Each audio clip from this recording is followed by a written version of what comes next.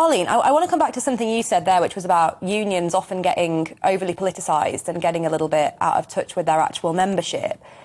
To me, it feels like the reason that the strike, particularly in London, has been called on Jubilee weekend is not just to cause the maximum possible disruption. To me, that feels very politically charged and some sort of weird anti-monarchy sentiment from some of these highly politicised union leaders. Do you agree? Oh, I absolutely agree. I mean, the fact that they are targeting the Jubilee weekend, the fact that it's going to impact, I understand, on the stations which are right beside Buckingham Palace, Green Park, I think is one of the stations affected. I understand there's been a grievance between the employees and management in and around that area now for some time.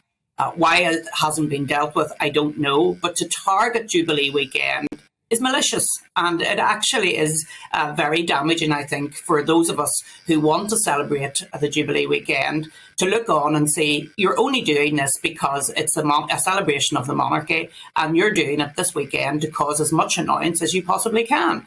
And I think it's completely wrong. And that threat to strike on Jubilee weekend should be removed, and it should be removed very quickly, because I think the unions need to have the support of the public. I think Paul will recognise that if they're going on strike. And if they're doing something as politically charged as that, they will lose support. And I think they need to withdraw it immediately. Paul, I'm curious about that. Do you think tactically this has been a bit of a miscalculation by the unions? Because this is really, really going to frustrate people, isn't it? And as Arlene said, you're not going to have the support of the public.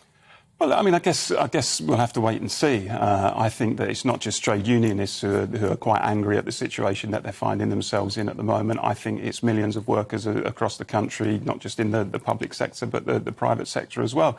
But what I would say, Deanna, on the broader point about trade unions, let's not lose sight of the fact that pretty much every advance that has ever been won by working people in this country has come about as a result of trade unions, as a result of trade union campaigning.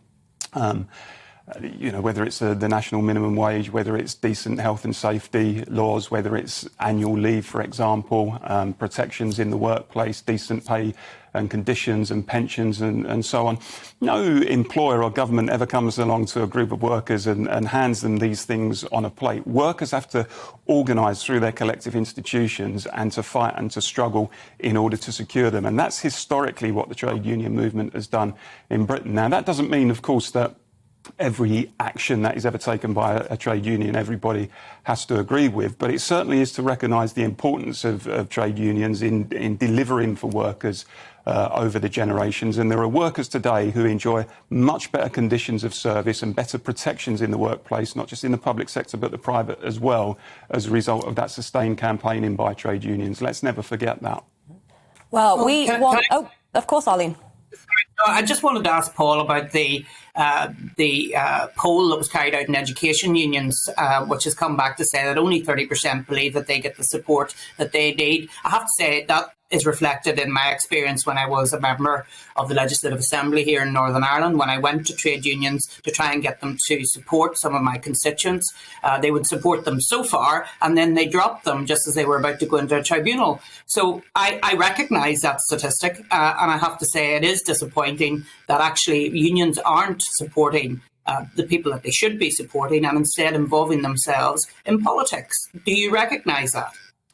Well, I would be the first to say, Arlene, that some trade union leaderships on certain issues, I think, are out of touch with their members. I mean, I've said that publicly. I think that unions are not so good these days at concentrating on the bread and butter issues affecting their members, pay and conditions in the workplace, which arguably these summer disputes we're talking about do focus on those issues. I think there are some trade union leaderships that have followed a kind of almost like a militant woke line that does not rest easy with millions of their members, and actually as a result of that have alienated millions of their members. And that's actually a battle that I've had within the trade union movement personally. So yeah, of course, there are internal things that go on within trade unions that members are not happy with. I get that. But broadly speaking, as a principle, I think trade unions are absolutely a force for good in our country. As I said, they've delivered many, many positive things for workers over the generations. And whatever our individual criticisms of certain trade union leaderships, we shouldn't lose sight of that fact. Well, we want to hear from you. Let us know, what do you think? Do you think these strikes are justified? Do you think the government's action is justified? Let us know by emailing us on gbviews@gbnews.uk.